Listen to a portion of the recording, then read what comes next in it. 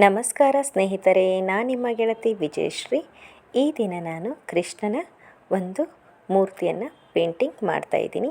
ಇದು ಮೊದಲಿಗೆ ಈ ಥರ ಇತ್ತು. ಇದು ತುಂಬ ಹಳೆಯದಾದ ಮೂರ್ತಿಯಾಗಿದೆ. ನಮ್ಮ ಮನೆಯ ಹತ್ತಿರ ಒಬ್ಬರು ನಮ್ಮ ಫ್ರೆಂಡ್ ಇದನ್ನು ಕಲರ್ ಮಾಡಿಕೊಡಿ ಅಂತ ಕೊಟ್ಟರು. ಆದರೆ ಈ ಕಲರೇ ಬೇರೆ ಆಗಿದೆ. ನಾನು ಈ ಕೃಷ್ಣನ ಮೂರ್ತಿಯನ್ನು ಕಲರ್ ಮಾಡಲಿಕ್ಕೆ ಎಕ್ರಲಿಕ್ ಪೇಂಟನ್ನ ಬಳಸಿದ್ದೀನಿ. ನನ್ನ ಹಿಂದಿನ ವಿಡಿಯೋದಲ್ಲಿ ನೋಡ್ಬೋದು.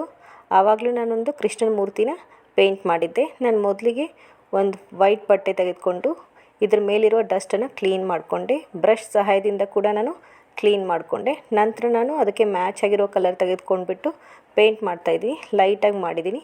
ಈ ಫುಲ್ ವಿಡಿಯೋ ನಾನು ಹಾಕಲಿಕ್ಕಾಗಿಲ್ಲ. ನಿಮ್ಗೆ ಬೇಕಂದರೆ ಕಮೆಂಟ್ ಮಾಡಿ. ನಾನು ಬರೋ ವಿಡಿಯೋಗಳಲ್ಲಿ ಫುಲ್ ಪೇಂಟಿಂಗನ್ನು ನಾನು ಹಾಕ್ತೀನಿ. ಈ ಕೃಷ್ಣನ ಗೋಪಾಲಕೃಷ್ಣನ ಪೇಂಟಿಂಗನ್ನು ಮುಂಚೆ ತಂದಾಗ ಯಾವ ಬಣ್ಣ ಇತ್ತಲ್ಲ ಅದೇ ಬಣ್ಣನ ನಾನು ಕೊಟ್ಟಿದ್ದೀನಿ. ಆದರೆ ಸ್ವಲ್ಪ ನಾನು ಡಾರ್ಕಾಗಿ ಕೊಟ್ಟು ಪೇಂಟಿಂಗ್ ಮಾಡಿದ್ದೀನಿ. ಡಾರ್ಕಾಗಿ ಕೊಟ್ಟು ಪೇಂಟಿಂಗ್ ಮಾಡಿರೋದ್ರಿಂದ ಅದು ತುಂಬ ದಿನ ಬರುತ್ತೆ. ಅಲ್ಲದೆ ಇದರ ಮೇಲೆ ನಾನು ವಾರ್ನಿಷ್ ಕೋಟಿಂಗ್ ಕೊಟ್ಟಿದ್ದೀನಿ. ವಾರ್ನಿಷ್ ಕೋಟಿಂಗ್ ಕೊಡೋದ್ರಿಂದ ಶೈನಿಂಗ್ ಬರ್ತಾಯಿದೆ ಮತ್ತು ತುಂಬ ದಿನ ಇದು ಶೈನಿಂಗ್ ಹಾಗೆ ಇರುತ್ತೆ. ಈ ಒಂದು ಪೇಂಟಿಂಗ್ ನಿಮಗೆ ಇಷ್ಟ ಆಗಿದ್ದರೆ ಲೈಕ್ ಮಾಡಿ, ಶೇರ್ ಮಾಡಿ, ಸಬ್ಸ್ಕ್ರೈಬ್ ಮಾಡಿ. Thank you. ಧನ್ಯವಾದಗಳು. ಜೈ ಶ್ರೀ ಕೃಷ್ಣ.